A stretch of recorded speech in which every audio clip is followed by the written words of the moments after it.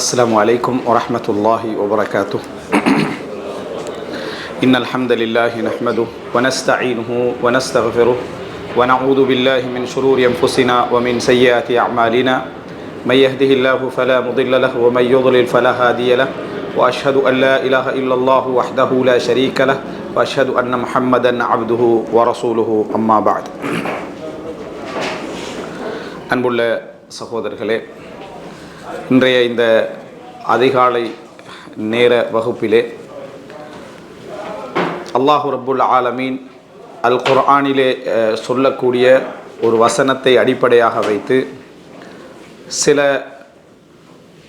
குண மாற்றங்களும் பண்பாட்டு மாற்றங்களும் அஹ்லாக்குடைய மாற்றங்களை பற்றியும் ஒரு சில விஷயங்களை இந்த இடத்திலே சொல்லலாம் என்று நினைக்கின்றேன். அன்புள்ள சகோதரர்களே, அல்லாஹு தஆலா அல் குர்ஆனிலே சொல்லி காட்டுகிறான், ஃபஅஃபு அன்ஹும் வஸ்தக்ஃபிர் லஹும் வஷாவிர்ஹும் ஃபில் அம்ர் ஃபஇதா அஸம்த ஃபதவக்கல் அலல்லாஹ். அல்லாஹு தஆலா சொல்லுகிறான், அதாவது அவர்களை நீங்கள் மன்னித்து விடுங்கள். ஃபஅஃபு அன்ஹும், அவர்களை மன்னித்து விடுங்கள். வஸ்தக்ஃபிர் லஹும், அவர்களுக்காக நீங்கள் பாவ மன்னிப்பு தேடுங்கள். வஷாவிர்ஹும் ஃபில் அம்ர், அவர்களோடு ஆலோசனை செய்யுங்கள். ஃபஇதா அஸம்த, நீங்கள் ஒரு விஷயத்திலே முடிவெடுத்து விட்டீர்கள் அப்படி என்று சொன்னால், உறுதி எடுத்து விட்டீர்கள் என்று சொன்னால், ஃபதவக்கல் அலல்லாஹ், அல்லாஹ் மீது நீங்கள் தவக்குல் வையுங்கள். அல்லாஹு தஆலா தவக்குல் வைக்கக்கூடியவர்களை விரும்புகிறான். இந்த வசனத்தை நீங்கள் எடுத்து பார்த்தீங்கன்னு சொன்னால், நாம் எப்பொழுதும் பேசக்கூடிய பண்பாட்டு மாற்றங்கள், அதுபோல குண ரீதியான மாற்றங்கள், நற்குண ரீதியான மாற்றங்கள் சம்பந்தமான விஷயத்திலே ஒரு மிக முக்கியமான இன்னொரு பகுதியை இது சொல்கிறது. அது என்ன அப்படி என்று சொன்னால், ஃபஅஃபு அன்ஹும், நீங்கள் அவர்களை மன்னித்து விடுங்கள் என்று அல்லாஹு தஆலா சொல்வது முஸ்லிம்களை, தங்களோடு பழகக்கூடியவர்களை அல்லாஹு தஆலா இதிலே சொல்லுகிறான். அவர்களை மன்னித்து விடுங்கள். அது அஃபா அன்ஹு அப்படி என்று சொன்னால் கணக்கெடுக்காமல் விட்டுறது, அவங்களோட தவறுகளை மனதுக்குள்ளே எடுத்துக்கொள்வது இல்லை, அதை சட்டை செய்யாமல் விட்டு விடுவது, பொறுத்து கொள்வது, இவைகள் எல்லாவற்றையும் அது குறிக்கும். நம்ம அதை சமாளித்து விட்டு போவது இதை குறிக்கும். அடுத்ததாக அல்லாஹு தஆலா என்ன சொல்கிறான் என்றால், ஃபஅஃபு அன்ஹும் வஸ்தக்ஃபிர் லஹும், அவர்களுக்காக நீங்கள் பாவ மன்னிப்பு தேடுங்கன்றான். உண்மையிலேயே மன்னிக்கிறதுக்கே நமக்கு மனசு என்ன செய்யாது, இருக்காது. நம்மளை டெய்லி ஒரு டிஸ்டர்ப் பண்ணிட்டு ஒரு ஆளை மன்னிக்க மனசு வருமா? மன்னிக்க மனசு வராது. ஆனால் அவர்களை மன்னித்து விடுங்கள் என்று சொல்கிறதுக்கு ஒரு அஹ்லாக்குடைய தரம் ஒன்று இருக்கணும் நம்மகிட்ட. அஹ்லாக்குடைய தரம்ண்டா அதோட பொறுமை இருக்கும். ஒரு அஹ்லாக்கு ஒரு அஹ்லாக்கோட இருக்காது. நான் இந்த அஹ்லாக்குன்ற வார்த்தையை தமிழில் சொல்லிக்கின்றேன். உலமாக்கல் அப்படின்னா அது பன்மை தான், ஆனால் தமிழில் அது ஒருமைன்னு வச்சுக்கோங்க, சரியா? அது அது கல்விகிதியை நம்ம சேர்க்கிறோமே, உலமாண்டா ஒரு ஆள், உலமாக்கல்ண்டா பலர்னு வைக்கிறேன். ஆனால் அரபில் அது ஆல்ரெடி பன்மை தான், தமிழில் புறவு பன்மையாக்குற மாதிரி. அஹ்லாக்குன்றது நீங்கள் ஒரு பண்புன்னு விளங்கிங்க, சரியா? அஹ்லாக்களை பொறுத்த வரைக்கும் அதாவது ஒரு பண்போடு அது என்ன செய்யாது, இருக்காது. ஒரு பண்பு வருதுன்னா அதுக்கு அதோட சோடியாக இன்னும் பல பண்புகள் சேர்ந்தாதான் அந்த பண்பு வரும். அப்போ அல்லாஹு தஆலா நீங்கள் மன்னித்து விடுங்கள் என்று சொல்கிறான்னா, மன்னிக்கிறதுக்கு நிறைய விஷயம் வேணும். ஒன்று, நமக்கு புரிதல் வேணும். இரண்டாவது, நமக்கு பொறுமை வேணும். மூணாவது நம்மகிட்ட இது அல்லாத பல விதமான அஹ்லாக்களுடைய தொடர்ச்சிகள் என்று ஒரு மூணாவது பகுதி நிறைய சொல்லலாம். மன்னித்து விட்டுட்டு போகிற நேரத்தில் போனா போகுதுன்னு மன்னிச்சேன்னு தான் நம்ம சொல்லுவோம். அல்லாஹ் அடுத்த தரத்தில் சொல்கிறோம், அவர்களுக்காக நீங்கள் பாவ மன்னிப்பு தேடுங்க. அவங்களுக்காக நாங்கள் உட்காந்து அல்லாஹ்ட்ட பாவ மன்னிப்பு தேடுறோம். அதான் நமக்கு தவறு செய்தவர்களை நம்ம யாருக்கு ஒரு விஷயத்தை பொறுத்தோமோ அவர்களுடைய விஷயத்தில் நாங்கள் என்ன செய்கிறோம் என்று சொன்னால், அதாவது பாவ மன்னிப்பு தேட நம்ம ஆரம்பிக்கிறோம். அடுத்ததாக அல்லாஹ் ரப்புல் ஆலமீன் சொல்லி காட்டுகிறான், வஷாவிர்ஹும் ஃபில் அம்ர், அவர்களுடைய விஷயத்தில் நீங்கள் ஆலோசனை செய்யுங்கள்ன்றான். அவங்கள்ட்ட போய் ஆலோசனை செய்யுங்கள். மன்னிப்பு கேட்கறது, அல்லாஹ்விடத்தில் மன்னிப்பு கேட்கறதுக்கே எங்களுக்கு என்ன செய்யாது, மனசொண்டு வராது. மூணாவது கட்டமாக அவர்களோட மசூரா செய்யுங்கள். உங்களோட விஷயங்களுக்கு, உங்களோட காரியங்களுக்கு மசூரா செய்யுங்கள். ஃபஇதா அஸம்த், அந்த மசூரா எல்லாம் எடுத்துட்டு நீங்கள் ஒரு முடிவுக்கு வந்து விட்டீர்கள் என்றால், ஃபதவக்கல் அலல்லாஹ், அல்லாஹ்வின் மீது தவக்குல் வையுங்கள். இது அஹ்லாக்குடைய இன்னொரு பகுதியை சொல்லி காட்டுது. அதாவது நம்ம அஹ்லாக்கை எப்போ பேசினாலும் எதுக்காக பேசுவோண்டா, அடுத்தவருடைய பண்பில் உள்ள சில தவறுகளை மாற்ற வேண்டும், திருத்த வேண்டும், அவங்க மாற்றிக்கொள்ளணும் என்ற ஒரு நல்ல நோக்கத்தில் தான் பேசுவோம். ஆனால் அஹ்லாக்கை உள்வாங்கிக் கொள்ள வேண்டும் என்ற அடிப்படையில் அஹ்லாக்கை பேச மாட்டோம். அஹ்லாக்கை உள்வாங்கிக் கொள்ளணும் மட்டும் சொன்னால், ஒருத்தர் கோவக்காரராய்ப்பார், ஒருத்தர் டென்ஷன்காரராய்ப்பார், ஒருத்தர் அது எவ்வளோ விளங்கப்படுத்தினாலும் லேட்டாக தான் என்ன செய்வார், இருக்கட்டும் அப்படின்னு புரிஞ்சு கொள்வார். இன்னும் சிலர் எப்படி இருப்பாங்கன்னு சொன்னால் சீரியஸ்னஸ்ஸே இல்லாமல் என்ன செய்வாங்க, ஒரு விஷயத்தை கையாடுவாங்க, அதுக்குரிய பாதிப்புகளை அடைஞ்சிருப்போம், அப்பயும் சீரியஸ் இல்லாமல் இருப்பார். பாதிப்பு அடைஞ்சப்பறம் நீங்கள் அவர்கிட்ட போய் சொல்லிட்டீங்கன்னா அது பிரச்சனை பார்த்துக்கலான்ட்டு ஒரு பாதிப்பு அடைகிறத வச்சு தான் நம்ம ஆல்ரெடி அட்வைஸே பண்ணியிருப்போம். ஆனால் அவன் பாதிப்பு அடைஞ்சப்பறம் உணராமல் இருப்பான். இவங்களை எல்லாரோடையும் நம்ம பழகிற சந்தர்ப்பத்தில் எங்களுடைய சிந்தனையில் முதலாவது வாரது இவர் அகலாக மாற்றிக்கணும், இவர் இதை மாற்றிக்கொள்ள வேண்டும், இவர் இதை மாற்றிக்கொள்ள வேண்டும், இதை மாற்றிக்கொள்ள வேண்டும். அல்லாஹ் தஆலா இதை தாண்டின இன்னொரு பகுதி எங்கே சொல்கிறான், இந்த நாளையும் மன்னித்து விடுன்றான். அதான் இந்த வசனம். இந்த நாளையும், இந்த 4 விதமான மக்கள், இது போன்ற மக்கள் எல்லோரையும் நீங்கள் வாழ்க்கையில் பார்ப்பீங்க. அதில் ஒருவராகவும் நீங்கள் என்ன செய்வீங்க, அதில் இருப்பீர்கள். அதில் ஒருவராகவும் நீங்களும் இருப்பீர்கள். அவர்களும் உங்களுக்கு அதோட நடந்து கொள்ளணும், நீங்களும் அவர்களோட நடந்து கொள்ளணும். என்னண்டா ஃபஅஃபு அன்ஹும். அப்போ அஹ்லாக்கில் மாற்றத்தை அடுத்தவர்கள்ட்ட நம்ம எப்படி எதிர்பார்க்கிறோமோ, அவர்கள் மாற வேண்டும் என்று எப்படி எதிர்பார்க்கிறோமோ, அதற்கு மேலாக இன்னொன்றி இந்த உலகத்தில் அஹ்லாக் மிகவும் கெட்டு போறதுக்கான காரணத்தில் உண்டு. என்னண்டா நல்ல அஹ்லாக் உள்ளவர்கள் அஹ்லாக் இல்லாதவர்களை பற்றி அடிக்கடி அஹ்லாக் இல்லைன்னு பேசிக்கிறது. விளங்கிட்டா, நான் அஹ்லாக் இல்லாத இன்றைக்கு அஹ்லாக்ன்றதே என்ன இல்லை இப்படி என்ற உணர்வுலையே நம்ம எல்லாரோடையும் பேசிக்கின்றிருப்போம். நம்மகிட்டையும் ஒரு 4 விஷயம் இருக்கும், அதை இன்னொருத்த பொறுத்துக்கின்றிருப்பான். அது நமக்கே விளங்கும். நம்மளோட புள்ள பொறுக்கிற டைமில் தான் நல்லாவே விளங்கும். அடுத்தவன் பொறுக்கிறதை விட நம்மளோட புள்ள பொறுத்துக்குள்ளோம் பாருங்க, அப்போ இன்னும் கொஞ்சம் நல்லா விளங்கும். நம்ம இருக்கிறது நம்மளோட புள்ளைன்றதுனால என்ன செய்யறான், பொறுத்துக்கிறான். சில பெற்றோர்கள் ஒரு 60 வயசுக்கு பின்னால் சொல்லுவேன், நான் பிழையே செஞ்சிருந்தாலும் நீ என்ன செஞ்சிருக்கணும், நான் உம்மா வாப்பான்றதுனா நீ பொறுத்திருக்கணும். அப்போ தான் அவருக்கு அந்த அஹ்லாக் விளங்கும். நம்மகிட்ட என்னமோ பிழைக்கு என் புள்ள பொறுக்கணும்ன்றதை எதிர்பார்ப்பாங்க. எனவே முதலாவது இங்கே இஸ்லாம் சொல்லக்கூடிய அஹ்லாக்குடைய நட்பண்புகளுடைய இன்னொரு பகுதியை உள்வாங்கினோம்டா, இந்த அஹ்லாக் இல்லைன்னு நம்ம சொல்லக்கூடிய பகுதியில் ஒரு 50% காணாமல் போயிடும். 50% காணாமல் போய்விடும். என்ன காரணம்ன்றதுக்கு நான் பின்னால் விளங்கப்படுத்துறேன். அப்போ அல்லாஹ் தஆலா செய்யக்கூடிய உபதேசம் நீங்கள் குர்ஆன்ல நிறைய இடங்கள்ல பாருங்க. ஃபஅஃபு அன்ஹும், அதே போல ஃபஸ்ஃபஹிஸ் ஸஃப்ஹல் ஜமீல். விளங்கிட்டா, அவர்களை நீங்கள் அழகான முறையில் மன்னித்து விடுங்கள். அழகான முறையில் மன்னிக்கிறேன்னு சொன்னால் போனா போதுன்னு மன்னிக்கிறது இல்லை. அழகான முறையில் எனக்கு கண் முன்னால் நிற்காத மன்னிச்சிடுறேன்றது இது அழகில்லை. எப்படி என்று சொன்னால் அழகான முறையில், முறைப்படாமல் சிறப்பான முறையில் மன்னிச்சிடுறது. மன்னிப்புக்கு நல்ல முறையில் விளங்குங்க. நீங்கள் கூடுதலாக மன்னிக்க கூடியவராக இருந்தால் உங்களோட மன்னிப்புக்கு பெருமதி இல்லாமல் போயிடும். உங்களோட மன்னிப்புக்கு என்ன செஞ்சிடும், பெருமதி இல்லாமல் போயிடும். அவர் மன்னிச்சுடுவார் அதை வச்சே என்ன செய்வான், பிழை தவறுகள் செய்ய ஆரம்பிப்பான். அப்போ உங்களுக்கு இன்னும் பொறுமை வேணும். உங்களுக்கு என்ன வேணும்னா நம்மளோட மன்னிப்புக்கும், அதாவது எந்த அளவுக்குன்னா நம்ம பெரிய அநியாயம் செஞ்சிருப்பான், அநியாயம் செஞ்சுட்டு ஒரு டெக்ஸ்ட் மெசேஜ் போடுவான், மன்னித்துக் கொள்ளுங்கள் அப்படின்ட்டு. அதுக்கு பிறகு நம்ம மன்னிக்கலன்னு வைங்களே, மன்னிப்பு கேட்டு இவர் மன்னிக்கலேண்டு, ஏன்னா நீ வாழ்க்கையில் எனக்கு இவ்வளோ பெரிய அநியாயத்தை செஞ்சுட்டு ஒரு டெக்ஸ்ட் மெசேஜில் நான் மன்னிக்கணுட்டு எதிர்பார்க்கிறதை விடவா ஒரு வேதனை ஒரு மனிதனுக்கு இருக்கீங்க. அது மன்னிக்கலாதுன்றத பெரிய குற்றமாக வெளியெல்லாம் சொல்லிட்டு போவாங்க. என்ன மன்னிப்புன்றதே இல்லை, இவர்கிட்ட என்ன இருக்கு, இவர் என்ன மார்க்கம் படித்தார் அப்படி என்று சொல்லிக்கிட்டு போயிட்டு இருப்பாங்க. உங்களால் தாங்க முடியாமல் அமைப்பில் இருக்கும். அது இதெல்லாம் நான் சொல்கிறது உரிமைகள் உடைமைகள் சார்ந்த விஷயங்கள் அல்ல. அது உங்களுக்கு உரிமை இருக்கு, உங்களுக்கு எடுக்க வேண்டியதை எடுக்கிறது, தர வேண்டியதை தரது, கடன் உரிமைகள், இதில் மன்னிக்கணும். இஸ்லாம் என்ன செய்யலை, மன்னித்தா அது ஆகவே உயர்ந்த பண்பு. அதில் நீங்கள் மன்னிச்சாகணும்ன்றதுக்கு இந்த வசனம் வரலை. இந்த வசனம் நம்ம அன்றாட பழக்க வழக்கங்கள் இதோட சம்பந்தப்பட்ட இல்லைன்னா களவெடுத்துட்டு போய் அந்த வசனத்தை அதுக்கு அப்ளை பண்ணிடக்கூடாது. அப்படின்னா கோர்ட்டும் தேவையில்லை, நீதிபதிகளும் தேவையில்லைன்னு ஆகிரும். முதல் விஷயம் நம்ம புரிஞ்சுக்கொள்ளணும், அஹ்லாக்குடைய இன்னொரு பகுதி என்பது குர்ஆன் சொல்லக்கூடிய அழகான தர்பியா என்பது, நீங்க அஹ்லாக் இல்லாத இடங்கள்ல மனிதர்கள் நடந்து கொள்ற நேரத்தில் அல்லது அவர்களுக்கு அஹ்லாக் மிகைத்து தவறு விடக்கூடிய நேரத்தில், அந்த நேரங்களிலெல்லாம் நீங்க என்ன செய்யணும்டா ஃபஅஃபு அன்ஹும், அவர்களை மன்னித்து விடுங்கள். வஸ்தக்ஃபிர் லஹும், அவர்களுக்காக பாவ மன்னிப்பு தேடுங்கள். வஷாவிருஹும் ஃபில் அம்ர், அவர்களோடு மசூரா செய்யுங்க. இந்த வஷாவிருஹும் ஃபில் அம்ர் மட்டும்தான் நமக்கு ஞாபகம்.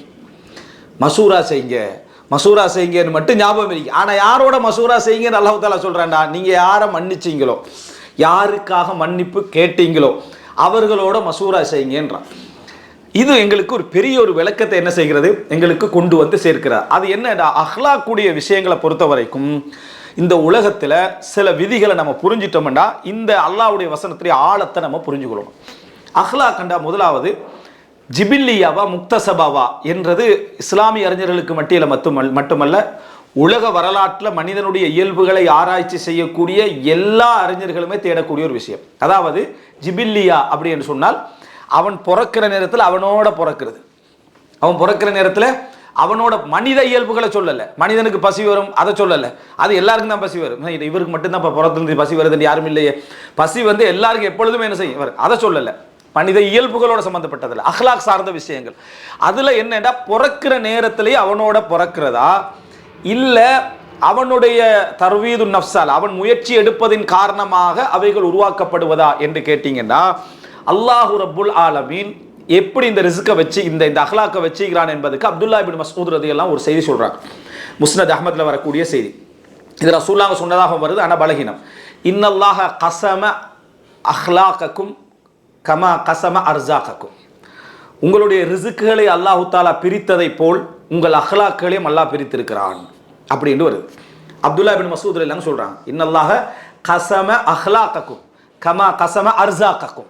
உங்களுடைய ரிஸ்க்குகள் எப்படி உனக்கு இவ்வளோதான், உனக்கு இவ்வளோதான், உனக்கு கூட, உனக்கு குறைய, உனக்கு இங்கே கூட கிடைக்கும், இந்த இடத்துல குறைய கிடைக்கும் என்று அல்லாஹ் பங்கிட்டானோ அந்த ரிஸ்க்லேருந்து நீங்கள் எப்படி வந்து வேணாண்டு போனாலும் சரி உங்களை இங்கே வச்சிருவானோ அதே மாதிரி உங்களோட அஹ்லாக்களும் உங்களுக்கு பங்கிடப்பட்டிருக்கு. ஒருத்தருக்கு ஒன்று கூட இருக்கும், ஒருத்தருக்கு ஒன்று குறைய இருக்கும், ஒருத்தருக்கு இன்னொன்றில் கூட இருக்கும், அவருக்கு அதில் குறைய இருக்கும். இந்த மாதிரி அல்லாஹ் பங்கிட்டு இருக்கிறான். அல்லாஹு ரப்புல் ஆலமீன் யுஹ்தி துன்யா மை யுஹிப்பு வ மன் லா யுஹிப். அல்லாஹ் விரும்புகின்றவருக்கும் விரும்பாதவர்களுக்கும் இந்த உலகத்தை அல்லாஹு தஆலா கொடுக்கிறான். வலா யுஅத்தி தீன இல்லா மை யுஹிப்பு. விரும்புகின்றவனுக்கு மாத்திரம்தான் மார்க்கத்தை கொடுக்கிறான் என்று அப்துல்லா இப்னு மஸ்ஊத் ரலியல்லாஹு சொன்னான். இந்த உலகம் அல்லாஹ் விரும்புகிறவர்களுக்கும் கிடைக்கும், விரும்பாதவர்களுக்கும் கிடைக்கும். ஆனால் மார்க்கம் என்பது விரும்புகின்றவர்களுக்கு மட்டும்தான் என்ன செய்யும், கிடைக்கும் என்று அப்துல்லா இப்னு மஸ்ஊத் ரலியல்லாஹு சொன்னாங்கன்னு ஒரு அழகான எங்களுக்கு ஆதாரங்கள் அல்லாஹ்வுடைய தூதர் நபித்தோழர்கள் அங்கிருந்தா நம்ம எடுப்போம். அப்போ அவங்க தெளிவாக சொல்லிட்டாங்க, அஹ்லாக் என்பது பங்கிடப்பட்டிருக்கு. அதனால தான் மனிதன் பிறக்கின்ற நேரத்திலேயே சில விஷயங்கள் பிறக்குது, அஹ்லாக்களும் சிலது பிறக்குது அப்படின்றதுக்கு இன்னொரு செய்தி பாருங்க. ரசூல் ஸல்லல்லாஹு அலைஹி வஸல்லம் அவர்கள்ட்ட, அதாவது அஷஜ்ஜு அப்துல் கைஸ்ன்னு சொல்லுவாங்க, அவருக்கு அப்துல் கைஸ் கோத்திரத்துடைய தலைவர் வரார். இது புகாரி முஸ்லிம்லேயும் வருது. இந்த ரிவாயத்து வந்து முஸ்னத் அஹ்மதில் வருது மேலதிகமாக. அப்போ ரசூல் ஸல்லல்லாஹு அலைஹி வஸல்லம் அவர் இஸ்லாத்துக்கு வந்து என்ன சொல்றாங்க, உங்களோட கவுமுக்கும் சேர்த்து பையத்து செய்யுங்க, உங்களோட கவுமுக்கு அவங்களும் இஸ்லாத்துக்கு வரான்னு பையத் செய்யுங்க. அப்போ அவர் சொல்றாரு, நான் போய் அவர்களோடு பேசிவிட்டு உங்கள்கிட்ட சொல்றேன் அப்படின்னு சொன்னாங்க. அப்ப ரசூலுல்லாஹ் சொல்றாங்க, இன்ன ஃபீக லஹஸ்லத்தைனி யுஹிப்புஹுமுல்லாஹு வ ரசூலுஹு. உங்கள்கிட்ட ரெண்டு பண்புகள் இருக்கு, அல்லாஹ்வும் ரசூலும் அதை விரும்புகிறார்கள் அப்படின்னாங்க. என்ன? அல் ஹில்மு வல் அனாத். கருணையும் நெகிழ்வும் நிதானமும். நெகிழ்வும் நிதானமும் உங்களிடத்துல இருக்குதுன்னாங்க. அவருடைய அந்த அந்த நடைமுறைகளை எல்லாம் பார்த்து உடனே அவர் கேட்ட கேள்வி, அந்த கேள்வி கேட்கறது எவ்வளவு அறிவிக்கணும் பாருங்க. அவர் சொல்றாரு, அல்லாஹ்வின் தூதரே, இந்த ரெண்டு பண்பும் நான் எனக்கு கடைபிடித்து உருவாக்கி கொண்ட பண்புகளா அல்லது அல்லாஹ் என்னை படைத்த பண்புகளா? என்னை அதில் அல்லாஹ் படைத்திருக்கிறானா அல்லது நான் என்னுடைய பண்பாடுகளால் உருவாக்கி கொண்டேன்னு நினைக்கிறேன். அப்போ ரசூல் ஸல்லல்லாஹு அலைஹி வஸல்லம் சொன்னாங்க, இல்லை, அல்லாஹ் உங்களை இதில் உருவாக்கி இருக்கிறான்னு சொன்னாங்க. விளங்கிட்டா? அல்லாஹ் தஆலா உங்களை இந்த பண்பிலே உருவாக்கி இருக்கிறான் அப்படி என்று சொல்லி ரசூலுல்லாஹி ஜபலக்கல்லாஹு அலைஹிமா என்று ரசூலுல்லாஹ் சொன்னாங்க. அப்போ அவர் வந்து என்ன இரண்டு நல்ல பண்புகளில் என்னை படைத்த அல்லாஹ்வுக்கு எல்லா புகழும் என்று சொல்லிட்டு போனாங்கன்னு பார்க்குறோம். இந்த செய்தி, அதாவது அஹ்லாக்குகள் வந்து ஒரு மனுஷனை நம்ம எப்படி குறை சொல்றது? ஒருத்தர் நிதானத்தோட படைக்கப்பட்டிருக்கிறார், இன்னொருத்தர் நிதானம் இல்லாமல் படைக்கப்பட்டிருக்கிறார். நீ நிதானம் இல்லாதவன் குறை சொல்ற சந்தர்ப்பத்தில் அல்லாஹ் உன்னை நிதானம் இல்லாமல் படைச்சிக்கிறான்னு தான் என்ன செய்யறோம், அல்லாஹ்வுடைய ஒரு இதை குறை சொல்ற மாதிரி. அதாவது ரிஸ்க்கை எப்படி குறை சொல்லுவோமே, ஒரு ஏழையை நம்ம எப்படி குறை சொல்லுவோமோ அதே மாதிரி தான் இதுல ஏழை ஆகிக்கிறவரை நம்ம குறை சொல்றோம்னு அர்த்தம். அப்ப அவரோட நாங்க என்ன நடந்து கொள்ள வேண்டும் என்றதுதான் இங்க உள்ள விஷயம். அடுத்த விஷயம் வார, அதுக்காக அப்படியே ஈந்துடலாமான்னு அடுத்த விஷயத்துக்கு வருகிறேன். ஆனா நாங்க முதல் விஷயம் என்ன செய்யணும், அவரோட நம்ம கடைபிடிக்க வேண்டிய விஷயம், நிதானம் இல்லைன்னு விளங்கிட்டா இவருக்கு எல்லாம் ஒரு சோதனையை கொடுத்திக்கிறான், எனக்கு எப்படி இன்னொன்றுல சோதனையை தந்திக்கிறோம்னா அது மாதிரி தந்திக்கிறான். இப்ப நம்ம அங்க செய்ய வேண்டிய வேலை, ஃபஅஃபு அன்ஹும், அவர்களை மன்னித்து விடுங்கள், வஸ்தக்ஃபிர் லஹும், அவர்களுக்காக பாவ மன்னிப்பு தேடுங்கள், வஷாவிருஹும் ஃபில் அம்ர். இதுதான் இப்ப நம்ம அங்க செய்ய வேண்டிய வேலை என்றதை இந்த வசனம் என்ன செய்து எங்களுக்கு சொல்லி தருது. ரசூல் ஸல்லல்லாஹு அலைஹி வஸல்லம் அவர்கள்ட்ட வந்து சில சஹாபாக்கள், அதாவது நம்ம இந்த அறியாமை காலம் என்று சொல்ற இந்த சமுதாயத்தை நீங்க படிக்க படிக்க ஏன் இந்த ஜாகிலியான்னு சொன்னாங்கன்றே உங்களுக்கு டவுட் வரும். ஏண்டா அதுக்கு நேர் எதிராக நம்ம ஒரு சமுதாயத்தில் உட்கார்ந்துட்டு இருக்கிறோம். அவ்வளோ பண்பாடுகளோட அந்த சமுதாயம் உட்கார்ந்துட்டு இருக்கு. அவர்களை ஜாகிலியத் என்று சொன்னதுக்கான குறிப்பிட்ட சில காரணங்கள் இருக்கு. அதுதான் மசாயிலுல் ஜாஹிலியான்ற புத்தகம். என்னது? ஜாகிலிய கால மசாயில்கள் அப்படி என்று எழுதப்பட்ட அந்த முஹம்மது அப்துல் வஹாப் ரஹிமஹுல்லாஹுடைய புத்தகத்தை நீங்க படிச்சீங்கன்னா வழங்கும் எத்தனை மசாலா. இதனால தான் அவங்க ஜாகிலியத், மற்றபடி அவங்க வேற அடிப்படையில் ஜாகிலியத் இல்லை. அவங்க கேட்குறாங்க, அல்லாஹ்வின் தூதரே, அதாவது மன் அக்ரமுல் அரப், அரபுகளில் சங்கையான, அதாவது மன் அக்ரமுன் நாஸ், மக்கள்லே சங்கையானவர்கள் யார் அப்படின்னு கேட்குறான். அப்போ ரசூல் ஸல்லல்லாஹு அலைஹி வஸல்லம் சொல்கிறாங்க, அத்காஹும், மிகவும் இரையச்சம் உள்ளவர் சங்கையானவர். இதான் இஸ்லாத்துடைய பதில். மிகவும் இரையச்சம் உள்ளவர் தான் சங்கையானவர். அல்லாஹ்வின் தூதரே, இதை நான் கேட்கல அப்படின்னா, இதை நான் கேட்கவில்லை. அப்போ நீங்கள் மக்களில் கேட்குறீங்கன்னு சொன்னால் யூசுப் அலைஹிஸ்ஸலாம் அவர் சங்கையானவருடைய மகன், சங்கையானவருடைய மகன், சங்கையானவன் ஹலீலுல்லாவுடைய மகன் சொல்கிறாங்க. அதையும் நான் கேட்கல என்றார். அல்லாஹ்வின் தூதரே, அதையும் நான் கேட்கல அப்படின்னு. ரசூல் ஸல்லல்லாஹு அலைஹி வஸல்லம் ஃபஅன் மஆதினில் அரபி தஸ்அல் அப்படின்னா அரேபிய மினரல்ஸ்களை பற்றியா கேட்குறீங்கன்னா, அதாவது அரபுகளுடைய அந்த கனிமங்களை பற்றியா நீங்கள் கேட்குறீங்க. மஆதினில் அரப் அப்படின்னா அஸ்ல். மஆதின் என்ற பொதுவாகவே சொல்கிறது சுரங்கம். அந்த நம்ம அதாவது வெள்ளி எடுக்கிறோம், தங்கம் எடுக்கிறோம் அப்படின்னு அந்த சுரங்கம் இருக்குமே, அஸ்ல். அதிலிருந்து தான் தங்கம் வரும். அதை தூக்கிட்டு கொண்டு போயிடாதே, அதிலிருந்து தான் என்ன செய்யும் தங்கம் வெள்ளி அப்படி என்று உருவாகுமா, அதை பற்றியா நீங்கள் கேட்கிறீர்கள் அப்படின்னு என்ன செஞ்சாங்க, கேட்டாங்க. அதைத்தான் நான் கேட்கிறேன்னு சொன்னாங்க. அதை சொல்லுங்க. அப்போ ரசூலுல்லாஹி ஸல்லல்லாஹு அலைஹி வஸல்லம் சொல்ற முக்கியமான சப்ஜெக்டை பாருங்க. ஹியாருஹும் ஃபில் இஸ்லாம் ஹியாருஹும் ஃபில் ஜாஹிலிய்யா. இஸ்லாத்தில் அவர்களில் சிறந்தவர் யார் என்றால் ஜாஹிலியத்தில் இவர்கள் சிறந்தவர்களாக இருந்தார்களோ அவர்களை நாங்கள் சொல்றோம். இஸ்லாத்தில் அவர்கள் அந்த நீங்க அந்த அந்த குவாலிட்டியை கேட்குறீங்கன்னா ஜாஹிலியத்திலே அந்த குவாலிட்டி என்ன செய்யும், அதே இடத்துல இருந்திருக்கும். இஸ்லாத்திலே அதே இடத்துல என்ன செய்யும், அது இருந்திருக்கும். இதா ஃபக்ஹு, ஆனால் ஒரே நிபந்தனை, இந்த மார்க்கத்துக்கு வந்த பின்னால் அவர்கள் மார்க்கத்தை விளங்கி கொண்டால், இந்த மார்க்கத்தை புரிந்து கொண்டால், அப்ப இஸ்லாத்துல இன்னொரு இடத்த அவங்க என்ன செய்யறாங்க, அடைகிறாங்க. இல்லைன்னா அந்த பண்பாடு அப்படியே இருந்துரும். இஸ்லாத்துக்குள்ள வந்த பிறகு இஸ்லாத்தை புரிஞ்சு கொண்டாங்கன்னா அந்த இடத்துக்கு வராங்க. இப்ப ரசூல் ஸல்லல்லாஹு அலைஹி வஸல்லம் அவங்க சொன்னதை அப்படியே அபூபக்கர் ரலியல்லாஹு அன்ஹு, உமர் ரலியல்லாஹு அன்ஹு, உஸ்மான் ரலியல்லாஹு அன்ஹு, அலி ரலியல்லாஹு அன்ஹு, அபூதர் இப்படி எல்லாம் நீங்க எடுத்து போட்டு பாருங்க, எல்லாருக்கும் அப்படியே மெச்சாகும். அவங்களுடைய ஜாஹிலிய காலத்தை எடுத்து பாருங்க, ரசூலுல்லாஹோட காலத்தை எடுத்து பாருங்க, இன்னும் உள்ள மக்கள் எல்லாம் எடுத்து பாருங்க. அவங்களுடைய அஹ்லாக்கள் வந்து வேற ஒரு அமைப்புல என்ன செய்யுது. இதுக்கு விதிவிலக்கு இல்லாம இல்லை, இதற்கு விதிவிலக்கு இருக்கும். அதாவது நல்ல சிறந்த குணமுள்ளவர்களாக இருந்தாலும் இஸ்லாத்துக்கு வராதவர்களாக அவங்க என்ன செஞ்சிருப்பாங்க, இருந்திருப்பாங்க. அதனால ரசூலுல்லாஹ் நிபந்தனையா சொல்றாங்க, இதா ஃபக்ஹு, அவர்கள் மார்க்க விளக்கத்தை அடைந்து கொண்டார். அப்ப ஹியாருஹும் ஃபில் இஸ்லாம் ஹியாருஹும் ஃபில் ஜாஹிலிய்யா. இதை நீங்க எப்படி ரசூலுல்லாஹ் மனித இயல்புகளை பத்தி பேசுறாங்கன்றத புரிஞ்சு கொள்றதுக்கு எப்படி ஒரு அழகான வசனம், எப்படி புரிஞ்சுக்கிறாங்க ரசூலுல்லாஹ். மூணு அடிப்படையில் பதில் சொல்றாங்க. அதுக்கு ஃபர்ஸ்ட் தக்குவான்ட்டாங்க, அதை கேட்கலன்ட்டாங்க. யூசுப் அலைஹிஸ்ஸலாம்ன்றாங்க, அதை நான் கேட்கல. அரபுகளில் சிறந்தவங்களை சொல்லுங்கன்னு சொன்னோடனே ரசூலுல்லாஹ் அந்த அடிப்படையான அந்த பண்பாட்டுக்கு போறாங்க. அப்போ ஜாஹிலிய காலத்தில் சிறந்தவர் தான் இஸ்லாத்தில் சிறந்தவர்டா. சில பண்பாடுகள் அவர்களோடு என்ன செய்யும், அதில் பிறக்கும். சில பண்பாடுகள் அவர்களோடு அது பிறந்தாகும். அந்த பண்பாடுகளை இஸ்லாம் வளர்த்து விடும். அது ஃபித்ரா, அதை வளர்த்து விடும். எப்படி ஏகத்துவம் என்பது ஒரு மனிதனுடைய இயல்புல பிறக்குமோ அதை இஸ்லாம் உறுதிப்படுத்துமோ, அசுத்தங்களை களைதல் என்பது ஒரு மனிதனுடைய இயல்புல பிறக்குமோ அதை இஸ்லாம் உறுதிப்படுத்துமோ, அதுபோல சில பண்பாடுகளோடு அவங்க பிறக்கிறாங்க, நல்ல பண்பாடுகளோடு. அந்த நல்ல பண்பாடுகளுடைய குறைபாடுகள் என்றதும் இயல்பானது. அதை அவர்கள் எங்கே பயன்படுத்துகிறார்கள், எப்படி பயன்படுத்துகிறான்றதை வச்சு தான் அவர்களுடைய நன்மை தீமை என்ன செய்து தீர்மானிக்கப்படுகிறது. அவர்கள் படைக்கப்பட்டதற்காக அவர்கள் குறைபாடு உள்ளவர்கள் அல்ல. அவர்களுடைய விஷயத்தில் மிகவும் தவறாக எங்களுக்கு குற்றம் வருமாய்ந்தா எங்களை தான் வரும். நாங்கள் தான் என்ன செய்யணும், அவர்களை எப்படி டீல் பண்ணணும், எப்படி நடந்து கொள்ளணும் என்பதில் மிகவும் கவனமாக இருக்க வேண்டும். நிறைய செய்திகளை நீங்கள் மனைவிமார்கள், பிள்ளைகள், சமுதாயத்தில் ஆளப்படுகின்றவர்கள் எல்லாத்தையும் ரசூலுல்லாஹ் யாருக்கு கூட கட்டளை இட்டிப்பாங்கன்னா அதை ஆளுகின்றவர்களுக்கு தான் கட்டளை இட்டிப்பாங்க. நீங்கள் எப்படி நடந்து கொள்ளணும், அவங்கள்ட்ட இன்னது இருக்குது. மனைவிக்கு சொல்லக்குள்ள என்ன சொன்னாங்க ரசூல், ஒரு சில ஒரு பலகீனம் இருக்கும், நீங்கள் நேர்மையாக நடந்துங்க, உடைச்சிடுறாங்கன்னு சொன்ன ரசூல் ஸல்லல்லாஹு அலைஹி வஸல்லம் சொன்னாங்கன்றதை நம்ம பார்க்குறோம். அப்போ எனவே அஹ்லாக் ரீதியான விஷயம் நமது கையிலே இருக்கக்கூடிய ஒரு அம்சம் என்பதை நம்ம புரிந்து கொள்ள வேண்டும். எனவே அன்புள்ள சகோதரர்களே, இது பிறப்பில் இருக்கக்கூடிய சிறப்பம்சங்கள் என்பதை ரசூலுல்லாஹ் இந்த செய்தியில் சொல்கிறாங்க. இன்னொரு செய்தியை பாருங்கள், ரசூல் ஸல்லல்லாஹு அலைஹி வஸல்லம் சொல்கிறாங்க, அதாவது இன்னமன் நாசு கல் இப்லில் மியா, மனிதர்கள் 100 ஒட்டகங்களை போன்றவர்கள். 100 ஒட்டகங்களை போன்றவர்கள். ஒட்டகம் சூப்பராக இருந்துச்சுன்னா பயணம் போயிடாது. ஒட்டகம் வரைக்கும் தானே நல்ல குவாலிட்டியாக ஒரு வீரமாக அப்படி போயிடுச்சுன்னா பயணம் போயில எங்கேயா பிரட்டி விட்டுரும், வணங்கிட்டா அது சரி வராது. அதனால தான் அல்லாஹு தஆலா வஅலா குல்லி தாமிரின், ஹஜ்ஜிக்கு வரக்கூடிய ஒட்டகங்களை பற்றி சொல்கிற டைமில் மஹ்சூல், மெலிந்த நலிந்த ஒட்டகம்னு அல்லாஹு தஆலா சொல்கிறான். அதை நம்ம விளங்கலைன்னு வைங்களே, அப்போ அவங்க வசதி இல்லாமலும் ஒட்டகத்தில் வருவாங்க போலைக்குன்னு விளங்கிடும். அப்படி இல்லை, ஒட்டகம் வந்து பயணம் செய்கிறதுக்குன்னு ஒரு அதுக்குன்னு ஒரு தரம் இருக்கு. அந்த அந்த இடத்த அடைஞ்சா தான் அந்த ஒட்டகத்தில் என்ன செய்யலாம், பயணம் செய்யலாம். அப்போ ரசூலுல்லாஹ் சொல்கிறாங்க, மக்களை நீங்கள் பார்த்தீங்கன்னா 100 ஒட்டகங்களில் எப்படி பயணத்துக்கு ஒன்று கூட சூட்டபிளாகாதோ அது மாதிரி தான் மக்கள் இருப்பாங்கண்ணா. இது ஹதீஸ். எப்படி இன்னமன் நாசு கல் இப்லில் மிஆ, மக்களில் நீங்கள் 100 பேரோட பழகினீங்கடா, பெரும்பாலும் நம்ம சூட்டபிளானவராக நம்மளே நினச்சிருவோம். அது முதல் விஷயம். சரியா? நம்ம 100 பேரில் ஒருத்தர் நம்மளோட சேர்றதுக்கு யாருமே இல்லை பண்ண உங்களையும் சேர்த்தான் சொல்லலை அது. சரியா? அந்த ஹதீஸில் நம்மளும் பயணத்துக்கு சூட்டபிள் இல்லாமல் இன்னொருத்தருக்கு என்ன செய்யலாம், இருக்கலாம். இன்னும் ஏன்னா இந்த பயான் பண்ணுற டைமில் இந்த பக்கத்தை எப்பயும் சொல்லிக்கணும். ஏன்னா நம்ம வேலை பார்த்தா அழிப்போம். இங்கிலீஷ் நம்மளே மட்டும் வெளியே எடுத்துருவான். இன்னமன் நாசு கல் இபில் இல்மியா 100 ஒட்டகங்களை போன்றவர்கள் லா தஜிது ஃபீஹிம் ராஹிலா அதில் ஒன்றை கூட நீங்கள் பயணத்துக்கு பொருத்தமான ஒட்டகமாக நீங்கள் காண மாட்டீர்கள்.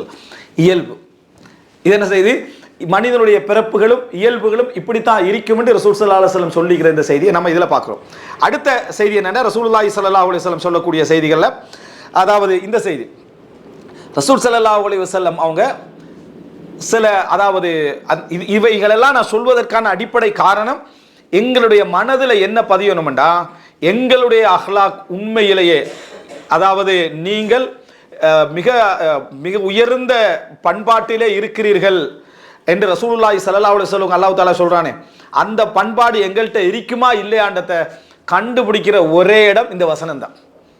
நீங்க பொறுமையாளரா, கருணை உள்ளவரா, நெகிழ்வு உள்ளவரா, விட்டு கொடுப்பவரா, நிதானமானவரா என்றதை தீர்மானிக்கிறது நீங்க நிதானமா ஈந்திக்கிறீங்க, கருணையா ஈந்திக்கிறீங்கன்றதல்ல. ஃபஅஃபு அன்ஹும் வஸ்தக்ஃபிர் லஹும் வஷாவிர்ஹும் ஃபில் அம்ர் நீங்க இருந்தீங்கன்னா நீங்க அஹ்லாக்ல மேலே இருக்கிறீங்க. அடுத்தது நீங்க என்ன உங்கள்கிட்ட இருந்துட்டாலும் சரி, நீங்கள் அவங்க ஒன்று தான். அவங்கள்ட்ட 2 குறைபாடு இருக்குது, உங்கள்கிட்ட 2 குறைபாடு இருக்குது. என்ன, அது வேற குறைபாடு, இது வேற குறைபாடு. அங்க நீங்க மிளிருவீங்க, இங்க நீங்க அவர் மிளிருவார். இவ்வளவுதான். இது இருந்துட்டேன்டா. இதுக்கு மேல உள்ளது இருக்குதே, மன்னித்து அவர்களுக்காக பாவ மன்னிப்பு கேட்டு அவர்களோடையே போய் ஆலோசனை சொல்லக்கூடிய பண்பாடு இருந்ததுண்டா நீங்க அஹ்லாக்ல மேலே இருக்கிறீங்க. இதுதான் மக்களோடு பழகுவதற்கான விதி. இல்லைண்டா குறை சொல்லியே மௌத்தா பேத்துருவோம். எவனும் தெரிஞ்ச மாதிரில எவனும் நல்லா இல்லைன்னு சொல்லியே மௌத்தா பேத்துருவோம். ஏன் தெரியுமா? அப்படித்தான் இருக்கும். அல்லாஹ் தஆலா அப்படித்தான் வச்சுக்கிறான். எங்களுக்கு பிரச்சாரம் இருக்கு, பண்பாட்டு பிரச்சாரம் இருக்கு, அவங்கள தர்பியா செய்யணும், அவங்களுக்கு சொல்லி கொடுக்கணும், நாங்கள தர்பியா அடைஞ்சுக்கணும், அதெல்லாம் இருக்குது.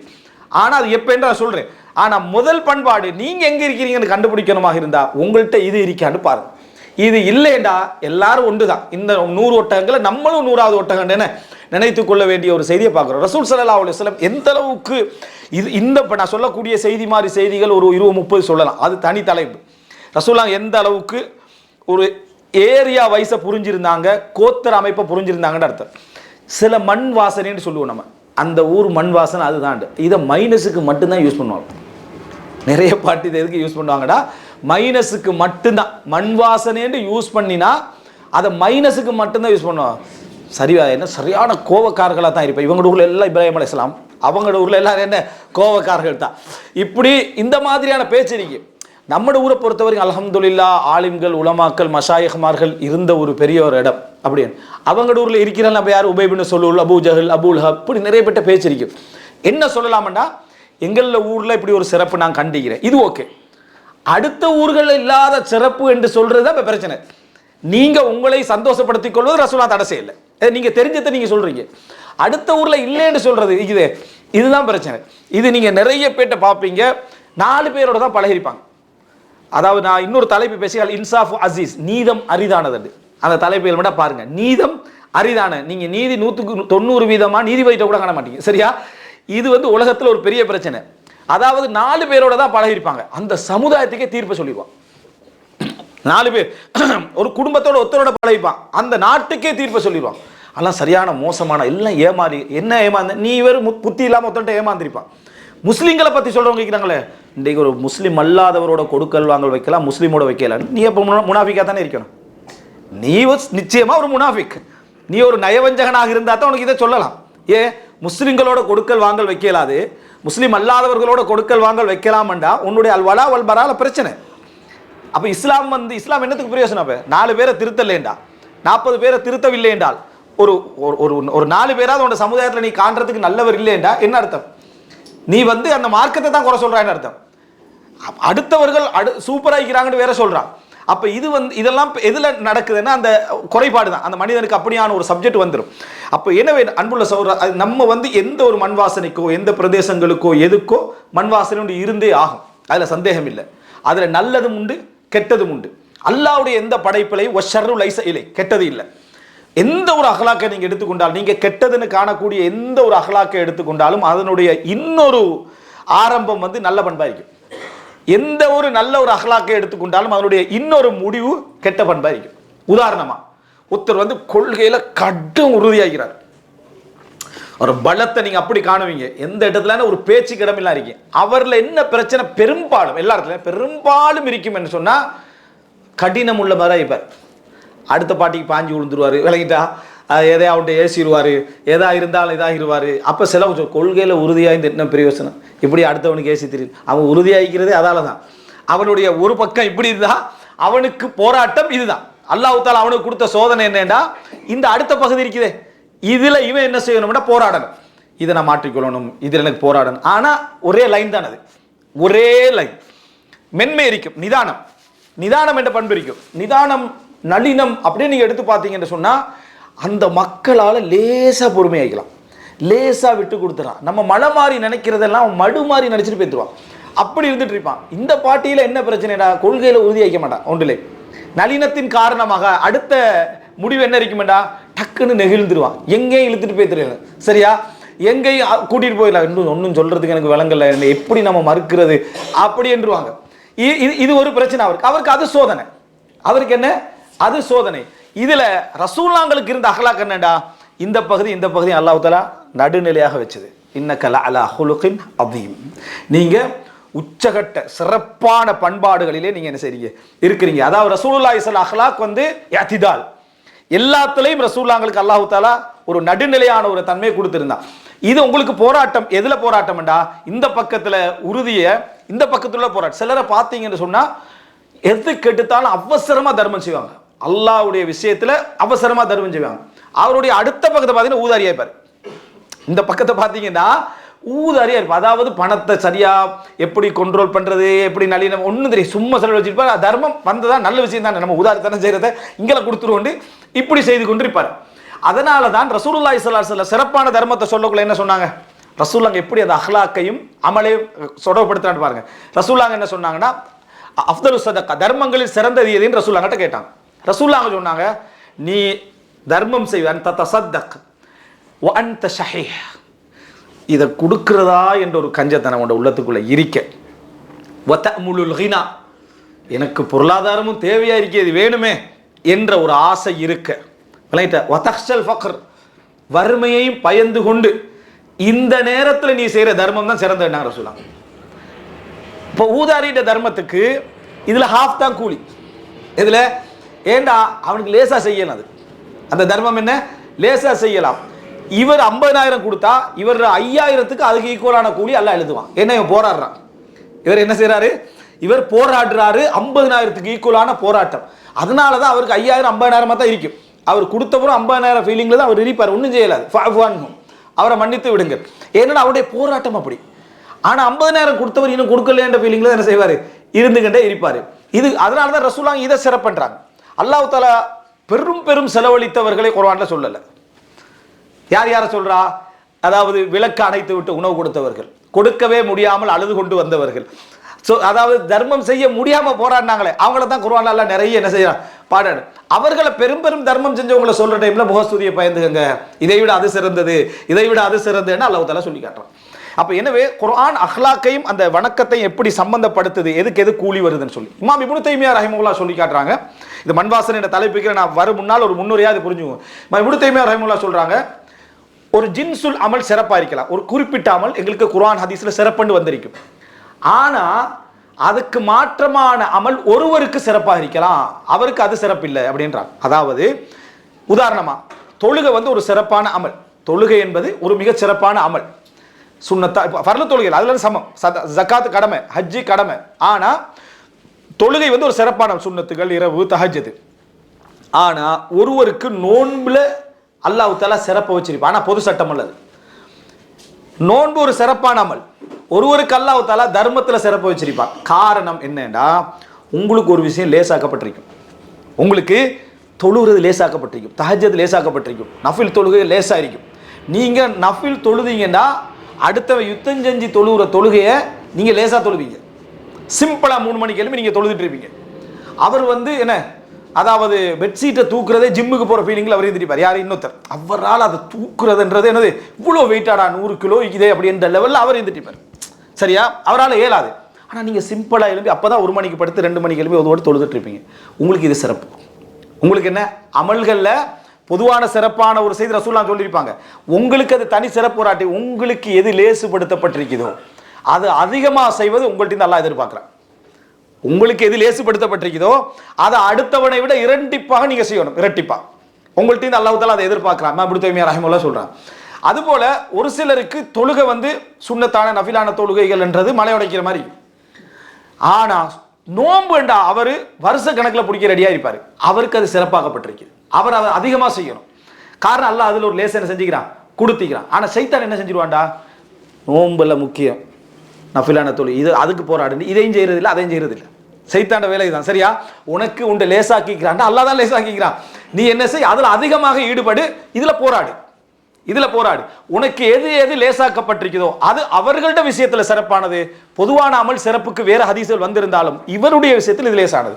ஃபுதைல் இப்னு இயால் மாலிக் இமாமுக்கு ஒரு கடிதம் எழுதுறார். அவர் ஆபிதுல் ஹரமைன், அவர் ஹரம்ல இருக்கிறார், இபாதத்து வணக்கசாலியா இருந்துட்டார். மாலிக் ஹதீஸ்களை சொல்றது, மார்க்கத்தை சொல்றது, இப்படி இருந்துட்டார். அவருடைய பெரும்பாலான நேரங்களில் ஃபஜ்ர் தொழுது முடிச்சதுலேருந்து கொஞ்சம் திக்ர் அவர் செஞ்ச பின்னால் நேர கிளாஸ் நடத்துறதா தான் இருக்கு. நீங்க வாங்க, அவர் மதீனா அழைக்கிறார், ஒரு மக்கள் அழைக்கிறார், இங்கே இபாதத்துகளில் ஈடுபடுங்க. அதுதானே குர்ஆன் ஹதீஸும் சொல்லுது.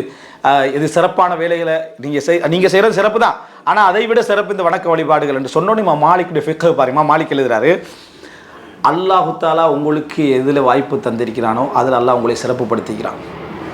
எனக்கு அல்லாஹ் எதில் வாய்ப்பு தந்திருக்கிறானோ அதில் அல்லாஹ் என்னை சிறப்புப்படுத்தி இருக்கிறான். அதை விட இது சிறப்பும் இல்லை, இதை விட அது சிறப்பும் இல்லை. இதை நான் செய்கிறது எனக்குரிய அமல், அதை நீங்கள் செய்கிறது உங்களுக்குரிய அமல் என்று கடிதம் எழுதினான். இது ஒரு ஃபிக்ஹ். இந்த அறிவு நம்மகிட்ட என்ன செய்யணும், அது இருக்க வேண்டும். இந்த அடிப்படையில் நம்ம பழகிக்கொள்ள வேண்டும். இமாம் மாலிக் இப்னு அனஸுடைய அஹ்லாக் அப்படின்னு ஒரு தலைப்படுத்திங்கன்னா அது ஒரு தனியான ஒரு விஷயம். கொஞ்சம் காலம் அவர் பள்ளிக்கு வர இல்லாத ஒரு நிலைமை வந்துட்டு 5 நேரம் வந்தவர். அவர்கிட்ட கேட்குறாங்க, என்னத்துக்கு நீங்கள் பள்ளிக்கு வரலன்னு. அப்போ சொன்ன லைஸ குல்லுன்னா அக்தர் ஐயக்கூல பிஉத்ரி, தன் காரணங்களை சொல்வதற்கு எல்லோருக்கும் சக்தி இல்லை நாங்கள் சொல்லலாம்.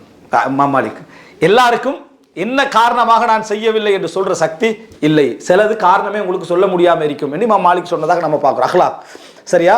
எனவே இந்த மாற்றம், அதாவது நம்ம என்ன புரிஞ்சு கொள்றோம்னா, இந்த இயல்புகள் அல்லாஹ் தஆலா சிலருக்கு சில இயல்புகளை கொடுத்திருப்பான். அதை அல்லாஹ் தஆலா அதில் அவரை சிறப்புப்படுத்திக்கிறான். அவருடைய இன்னொரு பகுதி அவருக்கு போராட்டமாக அமையும். அது அவரோட வாழ்க்கை ஃபுல்லாக நன்மை. சிலர் எனக்கு எப்படி அமைஞ்சிக்க நினைக்கிறாங்க, இல்லை, உங்களுக்குரிய அஜ்ர் அல்லாஹ் லேசா வச்சுக்கிறான். நீங்க காலம் ஃபுல்லா இதுல போராடுங்க, அது உங்களுக்கு நன்மை எழுதப்பட்டு கொண்டே இருக்கும். ஒரு மனிதனுக்கு அல்லாஹ்விடத்தில் ஒரு அந்தஸ்து இருக்கும். இன்ன ரஜுல லா யகூனு லஹு இன்தல்லாஹி மன்சிலா, ஒரு அந்தஸ்து இருக்கும். ஆனா அவரது அமல்கள் அந்த அந்தஸ்துக்கு போற மாதிரி இருக்காது. அல்லாஹ் ஒரு இடத்தை வச்சுட்டா இவருக்கு இதாண்டு, அவர் செய்யற அமல் என்ன செய்யாது, அதுக்கு ரீச் ஆகிற மாதிரி இல்லை. அல்லாஹ் என்ன செய்வான், ஃபலா யஸாலுல்லாஹு யப்தலி பிமா யக்ரஹ், அவர் வெறுக்கக்கூடிய காரியங்களை கொண்டு அவரை சோதித்து கொண்டே இருப்பான் அந்த இடத்தை கொடுக்கும் வரைக்கும். அவர் வெறுக்கிற ஒரு காரியத்தை அல்லாஹ் அவருக்கு வச்சிடுவான். அதுல அவர் போராடிக்கொண்டே இருப்பார்.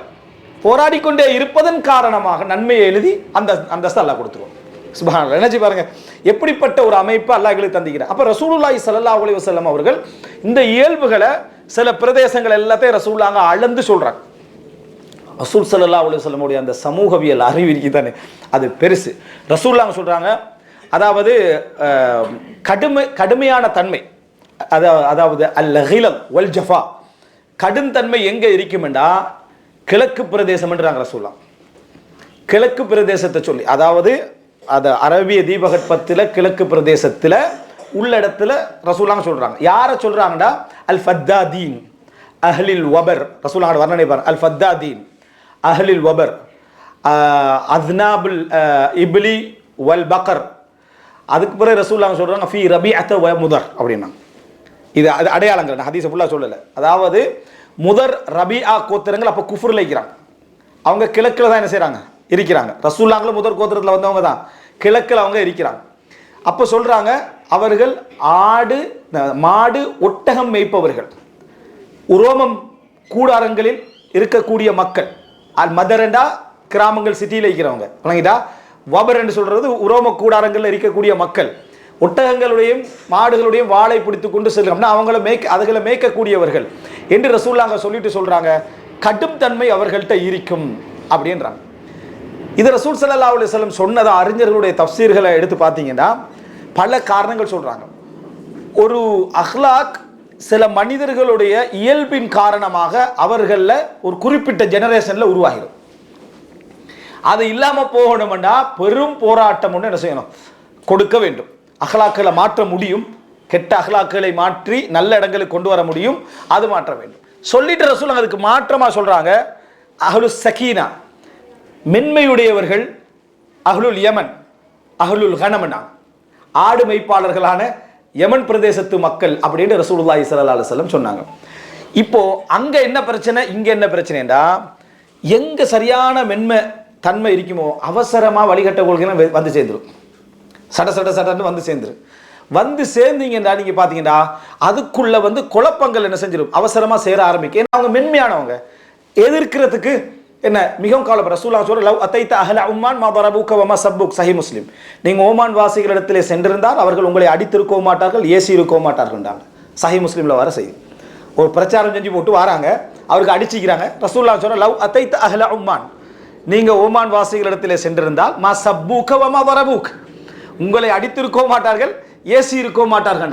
இயல்பு, ஒரு சமுதாயத்தோட இயல்பை பத்தி ரசூல் ஸல்லல்லாஹு அலைஹி வஸல்லம் சொல்லக்கூடிய விஷயம். இப்போ இது ஒரு முக்கியமான பண்பாடு. கிழக்குல சொல்ற டைம்ல ஃபத்தாதீன் என்றாங்க ரசூலுல்லாஹ், அதாவது அந்த ஒட்டகத்தை விரட்டக்கூடிய அந்த மாட்டை விரட்டக்கூடிய அந்த தன்மை சொல்றாங்க. ஷேக் நாசருல் அல்பானி சொல்றாரு, நான் சின்ன வயசுல ஒரு புத்தகம் வாசிச்சிருந்தேன், அதாவது தஅதீருல் லிபாஸ் அலா அஹ்லாகின் நாஸ், ஆடை ஒரு மனிதனுடைய பண்பாட்டிலே ஏற்படுத்தக்கூடிய செல்வாக்கு என்ன, ஒரு ட்ரெஸ் வந்து எப்படியெல்லாம் அவருடைய அஹ்லாக்க என்ன செய்யும், மாற்றும் என்று சொல்றார். அவர் சொல்றார், இஸ்லாம் அதை எப்படியெல்லாம் என்ன செய்யுது, உண்மைப்படுத்துது. இஸ்லாம் அந்த அதாவது ஆடையுடைய விஷயங்கள் எப்படி கவனிக்குது. நீங்க பார்க்கலாம், வீதியில அதாவது சாதாரண ஆடைகளை உடுத்து கொண்டு, தைக்கப்படாத இத்து போன ஆடையை உடுத்துக்கொண்டு குனிஞ்சு கொண்டு போற அதே மனிதனுக்கு நீங்க சிறப்பான ஆடைகளை உடுத்துட்டீங்கன்னா அவன் நிமிர்ந்துட்டு போவான். ஏன்னா அவன் அஹ்லாக்ல அது என்ன செய்யுது, மாற்றத்தை ஏற்படுத்துது. அவன் டிஃபரெண்டான ஒரு இடத்துக்கு அவனுக்கு என்ன செய்யுது, அது கொண்டு வருது. ஆடை, ட்ரெஸ், அவனை ட்ரெஸ்ஸை மாற்றி விட்டீங்கன்னா அவனோட பண்பே என்ன செஞ்சிருது, மாறிடுது. ஆடை அப்படிப்பட்ட செல்வாக்கு என்ன செய்யும், உண்டாக்கும் அப்படின்றான். அப்போ ஆடை உண்டாக்கும்டா நம்ம செய்யற தொழில் உண்டாக்கும், நம்ம ஏரியாவில் உள்ள நம்ம சாப்பிடுகின்ற உண்ணுகின்ற அதுவைகள் என்ன செய்யும், உண்டாக்கும். நமது பெற்றோர்கள் உண்டாக்குவாங்க, நமது சூழ்நிலைகள் உண்டாக்கும், நம்ம பட்ட கஷ்டங்கள் உண்டாக்கும். அப்படி அந்த தன்மைகள் மாறி வரும். அப்போ அவர்கள்ட்ட லீடர்ஷிப் குவாலிட்டி, நிர்வாகம் குவாலிட்டி அதெல்லாம் இருக்கு. ஏன்னா ஒரு சின்ன ஒரு ஸ்ட்ராங் இருக்கணும். மென்மையான பாட்டியெல்லாம் தலைமைக்கு போனோன்னா நின்றுகல மாட்டான். ரெண்டு என்னது சேனல்ல வர விமர்சனத்தோட ஓடிடுவாங்க. அப்படி விமர்சிப்பாங்களா இல்லையா, தலைமைண்டா விமர்சனம் வந்துடும். அதுக்கெல்லாம் கடுமையான ஒரு சப்ஜெக்ட் இருக்கணும். கேட்டுட்டு போகாத, எல்லா விஷயத்துக்கும் காது கொடுக்காத ஒரு தன்மையோட என்ன செய்யணும், அதுக்கு இருந்தால் தான் உறுதியாக நிற்கலாம். அப்போ ரசூலுல்லாஹி ஸல்லல்லாஹு அலைஹி வஸல்லம் அவங்கள அப்படி சொல்றாங்க, இவங்களை எப்படி சொல்றாங்க. இன்னொரு செய்தியை பாரு, இதுல நான் ஆழமா போகல, என்ன காரணம்னா இது வேற தலைப்பு. அக்ரா இப்னு ஹாபிஸ் நஜித் பிரதேசத்தை சேர்ந்தவர் ரசூலுல்லாஹ்கிட்ட வந்து இஸ்லாத்தை சப்ஜெக்டை பேசிட்டீங்கன்னு சொல்றாங்க, உங்களுக்கு பைய செஞ்சுக்கிறதெல்லாம் சுர்ராக்குல் ஹஜீஜ், ஹஜ்ஜில் கொள்ளையடிக்கிற பாட்டிகள் தான்றான். இது வந்து புகாரில் வருது. எப்படி வருது, ஹஜ்ஜில் கொள்ளையடிக்கிறார்கள் தான் உங்களுக்கு பைய செஞ்சுக்கிறவங்களாம் சுர்ராக்குல் ஹஜீஜ் என்றாங்க. யாரு, அபூதர் அல் கிஃபாரியோட கோத்திரம், ஜுஹைனா, முசைனா, அஸ்லம். உண்மை சரியா, அஸ்லம், ஜுஹைனா, முசைனா, கிஃபார், இந்த கோத்திரங்கள் எல்லாம் அதாவது ஹஜ்ஜிக்கு வர டைம்ல அதுல உள்ள சிலர் வந்து இந்த கொள்ளையடிக்கிறதெல்லாம் அந்த காலத்துல என்ன ஃபேமஸ் ஆயிடுச்சு. ரசூலுல்லாஹ் அபூதர் யாருன்னு கேட்குறாங்க, அபூதர் இஸ்லாத்துக்கு வர டைம்ல அபூதர் அப்படின்றாங்க. எந்த கோத்திரம், கிஃபார்னு ரசூல் ஸல்லல்லாஹு அலைஹி வஸல்லம் கொஞ்சம் முகத்தை என்ன செஞ்சாங்க, சுழிச்சுக்கினாங்க. கிஃபாரா அப்படின்னு சொல்லி ரசூலுல்லாஹ் முகத்தை சுழித்தார்கள் என்ற செய்தி வரும். அதை சொல்றாரு அவர். அப்ப ரசூல் ஸல்லல்லாஹு அலைஹி வஸல்லம் சொல்றாங்க, அவர்கள் கத்தஃபான் அது போல இன்னும் சில கோத்திரங்களை சொல்லி இவர்களை விட சிறந்தவர்கள் என்றாங்க ரசூலுல்லாஹ். இவர் சொல்றாரு, ஹஜ்ஜிகள்ல கொள்ளையடிக்கிறவங்க அது நடந்தது உண்மைதான், ஆனா அவங்க இஸ்லாத்துக்கு ஃபர்ஸ்ட் வந்தாங்க. அவர்கள் என்ன செஞ்சாங்கடா, இஸ்லாத்துக்கு வேகமா வந்தாங்க. அப்ப ரசூலுல்லாஹ் சொல்றாங்க, அவர்கள் இவர்களை விட சிறந்தவர்கள் என்று ரசூல் ஸல்லல்லாஹு அலைஹி வஸல்லம் இன்ன காரணங்கள் சிறந்தவர்கள் இல்லையான்னு அவர்கிட்ட கேட்கிறாங்க. அக்ரா இப்னு ஹாபிஸ்ட அவர் சொன்ன ஒரு பண்பை மட்டும் வச்சல, சும்மா ஜெனரலா கேட்கிறாங்க. அவர் சொல்றாரு, நாம் பண்றாரு, ஆம் சிறந்தவர்கள் தான். அப்படின்னா அவருக்கு எவ்வளவு விளக்கம் இருந்திருக்கணும், இவர்களை விட அவர்கள் சிறந்தவர்கள் தான். அப்ப ரசூலுல்லாஹ் சொல்றாங்க, நிச்சயமாக அவர்கள் இவர்களை விட சிறந்தவர்கள். இது ரசூலுல்லாஹ் அவங்க ஹஜ்ஜில் ஆரம்பத்தில் கொள்ளையடிச்சுக்கிறாங்க என்று தெரிஞ்சிருந்தும் இப்போ அவர்களை சிறந்தவர்களான்றா. இஸ்லாம் என்ன செய்யும்டா, சில இயல்பான பண்புகளை எல்லாத்தையும் தூய்மைப்படுத்தி மாற்றி அவர்களை எங்கேயோ கொண்டு வந்து வைக்கும். ஹஜ்ஜில் கொள்ளையடித்த கோத்திரத்திலிருந்து வராங்க, ஆனால் இந்த உலகமே வேண்டாம் என்ற வாழ்க்கையை வாழ்றாங்க. யாரு, அபூதர் கிஃபார் எப்படி இருக்கு, எப்படி அந்த அஹ்லாக் என்ன செய்து மாற்றி விடுகிறது பார்க்கலாம். முதலாவது இஸ்லாத்துக்கு வந்தவர்களோட பட்டியலை சொல்ற டைம்ல நம்ம மறக்கிற ஒரு நபி தோழர் யாரு, அபூதர் அல் கிஃபாரி. அபூதர் அல்-கிஃபாரி ஆரம்பத்துக்கு இஸ்லாத்தை பகிரங்கமாக சொன்னவர். சொல்ல போனா உமர் ரலியல்லாஹு அன்ஹுக்கு முன்னால பகிரங்கமாக சொன்னவர் அபூதர் அல்-கிஃபாரி ரலியல்லாஹு அன்ஹு. எனவே அன்புள்ள சகோதரர்களே, ரசூல் ஸல்லல்லாஹு மண் வாசனையை சொல்ல செய்றாங்க. ஆனா அதனுடைய பிளஸான மைனஸான சில பகுதிகள் இருக்கு. அது இஸ்லாத்துடைய விஷயங்களை நான் செஞ்சிடும் மாற்றிவிடும் என்பதை நம்ம என்ன செய்ய வேண்டும், புரிந்து கொள்ள வேண்டும். இப்ப இந்த விஷயங்களை எல்லாம் நம்ம தெரிந்து கொண்டோம் என்று சொன்னால் அன்புள்ள சகோதரர்களே, நம்ம அதாவது தெரிந்து கொள்ள வேண்டிய இன்னொரு விஷயம் என்ன அப்படி என்று சொன்னால், அதாவது இவைகள் இப்படி பண்புகள் எல்லாம் இருக்குது, இப்படியான பிறப்புகளோடு தான் ஒரு மனிதர்களும் பிறக்கிறார்கள் என்றால் இவைகளை நம்ம மாற்ற முடியுமா என்று கேட்டால் நிச்சயமாக மாற்ற முடியும். நம்ம எந்த அஹ்லாக்ல வளர்க்க முடியும், சிலதை மாற்ற முடியும், சிலதை நம்ம வளர்க்கணும். அல்லாஹ் நல்ல பண்புகளுக்கு இயல்பா தந்திருப்பான். நீங்க அதுல விசாலமா போகணும், அதுல மிக மிக மிக மிக ஆழமாக போகணும். சில பண்புகள் அல்லாஹ் தஆலா எங்களுக்கு போராட்டத்துக்கு தந்திருப்பான். அது இன்னொரு நல்ல பண்புடைய இன்னொரு பகுதியா இருக்கும். அதுல நம்ம நிறைய என்ன செய்யணும், போராடணும். ஆனா சிலர் என்ன செஞ்சிடறாங்க, பொறப்ப மாத்தேலாது இப்படி சொல்லிடுறாங்க. பொறப்ப மாத்தேலான்னு சொன்ன உடனே முழுசா மாத்தேலாதான். ஒரு மனிதன் நான் கோபத்தை இல்லாமாக்க போறேன் அப்படின்னா முழு கோபமும் இல்லாமனா வாழ எழுமா, அவருக்கு கோபமே வராது என்றது அந்த ஆள் வாழ தகுதி இல்லைன்னு அர்த்தம். விளங்கிட்டா? மனிதனுக்கு அல்லாஹ் படைச்சிக்கக்கூடிய ஒன்று தான் ஷஹ்வா, ஆசை, மனோ இச்சை, ஆசை என்கின்ற உணர்வு அல்லாஹ் தஆலா எங்களுக்கு என்ன செஞ்சுக்கிறான், படைத்திருக்கிறான். அதன் ஊடாகத்தான் அஹ்லாக்கும் பிறக்குது, நல்லவைகளும் பிறக்குது, கெட்டவைகளும் பிறக்குது, உணர்வுகள் பசி தாகமோன உணர்வும் பிறகு எல்லாம் ஷஹ்வா தான், ஆசை தான். அப்போ அது வேணும். இது இல்லாமல் போகிறது இன்றைக்கு நோய். ஒருத்தருக்கு வந்து அந்த ஆசை இல்லாமல் போயிட்டு நோய் டெப்லெட் இருக்கணும், சரியா? அதனால அது இருக்கத்தான் செய்யும். ஆனால் நிச்சயமாக நீங்கள் ஒரு விஷயத்தை புரிஞ்சுக்கணும், மாற்ற முடியுமானா மாற்ற முடியும். ஆனால் சில அரபு கவிதைகள் என்ன சொல்லுவோம்னா, அதாவது இதா கான திபா திபா அசூஇன் ஃபலா அதபுன் யுஃபீது வலா அதீபு. ஒரு மனிதருடைய பிறப்பியல்பு கெட்டதாக இருந்தால் எந்த ஒழுக்கமும் அவரை ஒழுக்கப்படுத்தாது, எந்த ஆசிரியரும் அவரை ஒழுக்கப்படுத்த முடியாது அப்படி என்று சொல்லி சிலர் என்ன செஞ்சிருவாங்க, சொல்லிடுவாங்க. ஆனால் அப்படி இல்லை. அடிப்படை மாற்ற முடியாததாக இருந்தாலும் அதை கட்டுப்படுத்த முடியும், நல்ல பண்புகளை வளர்க்க முடியும். ஆனால் தர்வீதுன் நஃப்ஸ், நல்ல அஹ்லாக் உள்ளவர்களோடு எங்களோட வாழ்க்கையை கட்டுப்படுத்திக்கிறோம். அது நம்ம வளர்க்கணும்டா நல்ல அஹ்லாக் உள்ளவர்களோடு. நமக்கு விளங்குது, நமக்கு சார்பாக போகிற விட்டு விலகிடணும். நம்முடைய கோபக்காரம்பத்தி இன்னொரு கோபக்காரன் சேர்ந்தால் டெவலப் ஆகிடும். அவர் வந்து நல்ல பொறுமைசாலியோடு இருக்கணும், ஏன்னா அவரோட நீங்கள் பண்பாடாக நடந்து கொள்றதுக்கு அது சிறப்பாக இருக்கும். இன்னொன்று, நல்ல ஆசிரியர்களுக்குள்ள தங்களோட அதாவது படிப்புகளை தங்களுடைய தர்பியாக்களை கட்டுப்படுத்திக் கொள்ளணும். மூணாவது, விமர்சகர்களை விரும்பணும், விமர்சிக்கிறவங்களை விரும்பணும். ஏண்டா அதாவது அவன் வல் ஃபதுலு மா ஷஹிதத் பிஹில் அதா, சிறப்புன்றது எதிரி சொல்ற சிறப்பு தான். நண்பன் சிறப்பு சொல்லத்தான் செய்வான், மனைவி புள்ளையும் சொல்லத்தான் செய்யும். பாப்பா உங்களே மாதிரி ஆளை கண்டில்லை, நீ எப்படி காணுவாய், சரியா? வல் ஃபதுலு மா ஷஹிதத் பிஹில் அதா, எதிரிகள் சொல்ற சாட்சி தான் சாட்சி, சிறப்பண்டா. அப்படின்னா அவன் பெரும்பாலும் விமர்சிக்கத்தான் செய்வான், பெரும்பாலும் விமர்சிக்கத்தான் செய்வான். இதுகளை நம்ம என்ன செய்யணும், எதிரிகளுடைய விமர்சனத்தை விரும்பணும். ஒரு விமர்சனம் செய்யறான்டா அவனை நம்ம விரும்பணும். இது உங்களை என்ன செய்யப்படும். நான்காவது, குர்ஆன்லையும் ஹதீஸ்லையும் அதே போல ஆரம்பகால சலஃபுகள்டையும் அவங்கள்ட்ட ஞானங்கள்லையும் வந்த விஷயங்களை அஹ்லாக் சம்பந்தமாக தேடிக்கொண்டே இருக்கணும். இப்போ உதாரணமான ஒரு உதாரணம் சொல்ற, ஒருத்தர் கேட்கிறாரு, அதாவது மல் ஜுர்ஹல்லதி லா யந்தமில், ஆறாத காயம் எது என்று ஆரம்பகால அறிஞர்கிட்ட கேட்கப்பட்ட ஒரு கேள்வி. ஆறாத காயம் எது? நம்ம திடீர்னு அப்படி கேட்டோம்னா என்ன செய்யும், நம்ம ஏதோ உடல் உள்ள புண்ணை கேட்கலான்னு நினைச்சிருவோம், சரியா? ஆறாத காயம் எதுன்னு அப்படி எடுத்த எடுப்புல அவர் அழகா பதில் சொல்றாரு. அதாவது ஹாஜத்து ஷரீஃபி இலல் லஈம் சும்ம லா யுஜ்தி, கண்ணியமாக வாழ்றவன் அந்த சமுதாயத்தில் இழிவாக வாழ்றவன்ட்டு போய் நிற்க வேண்டிய தேவை வந்தும் அது நிறைவேறாமல் இருப்பது இருக்கிறதே, அதுதான் ஆறாத காயம். இப்படி அழகான வசனம். அதாவது ஒரு கண்ணியமாக சமுதாயத்தில் வாழ்றவன் அந்த சமுதாயத்துக்கு தகுதியே இல்லாத ஒருவர்கிட்ட போய் என்ன செய்ய வேண்டி வருது, நிற்க வேண்டி வருது, அக்லாக்கில் மார்க்கத்தில் எல்லாம் இருந்தும் அவரோட தேவையும் என்ன செய்யலை, நிறைவேறலைன்றா இது ஆறாத காயம் என்றார். இன்னொரு அறிஞர்கிட்ட கேட்கப்படுகிறது, மஸ்துல், கேவலமண்டா என்ன, இழிவெண்டா என்னன்னு என்ன செய்யுது கேட்கப்படுது. அப்போ கேட்கப்பட்ட நேரத்தில் அவர் சொல்றாரு, வுகூஃபு ஷரீஃபி அலா பாபில் லஈம் சும்ம லா யுஃப்தஹ், கண்ணியமாக வாழக்கூடியவர் அந்த சமுதாயத்தில் ஒரு இழிந்த நிலையில், பொருளாதாரத்தை சொல்லலை, தகுதியில் தரத்தில் இருந்த நிலையில் வாழக்கூடியவருடைய வீட்டு வாசலில் நின்றும் அவருக்கு கதவு திறக்கப்படாமல் இருத்தல். அப்படி என்ன இது உங்களுக்கு என்னத்தை உருவாக்கும், ஞானங்களை உருவாக்கும். நம்ம எப்படி பழகணும் என்ற சிந்தனைகளை என்ன செய்யும் உருவாக்கும், எப்படி நடந்து கொள்ளணும் என்ற இதை உருவாக்கும். அப்போ இந்த 4 விஷயங்கள் எங்கள்கிட்ட வந்து ஊறிப்போய் இருக்கக்கூடிய அஹ்லாக்கை மாற்றுவதற்கு சிறப்பாக அமையும். எனவே அஹ்லாக்குகள் மாற்ற முடியும், ஆனால் அதுக்கு மிக முக்கியம் நல்ல பண்புடையவர்களோடு எங்களுடைய பண்புகளை செலக்ட் பண்ணி இதில் போராட்டம் யாரோட இருந்தால் எனக்கு வருமோ அவங்களோட நம்ம பழக ஆரம்பிக்கிறது. அது காலப்போக்கில் அப்படியே எங்களுக்கு தெரியாமல் அரிச்சு அந்த மாற்றங்களை ஏற்படுத்தும். நல்ல ஆசிரியர்களோடு, அஹ்லாக்குள்ள ஆசிரியர்களோடு, விளங்கிட்டா, அறிவு மட்டுமல்ல, அறிவு இருந்துட்டு போகும், அறிவோடு அஹ்லாக்குள்ள ஆசிரியர்களோடு. அதான் அல்லாஹ் தஆலா என்ன அல்லிமுஹுமுல் கிதாப வயுஸக்கிஹிம், தஅலீமுல் கிதாப் தஸ்கியா, இது ரெண்டும் உள்ள அந்த ஆசிரியர்களோடு தன்னை பகுதியை இருந்து கொள்றார். விமர்சகர்களுடைய கருத்துக்கு விரும்பி காது கொடுத்தல். விமர்சனம் வந்து அப்படி ஹெப்பியாக இருக்கணும்.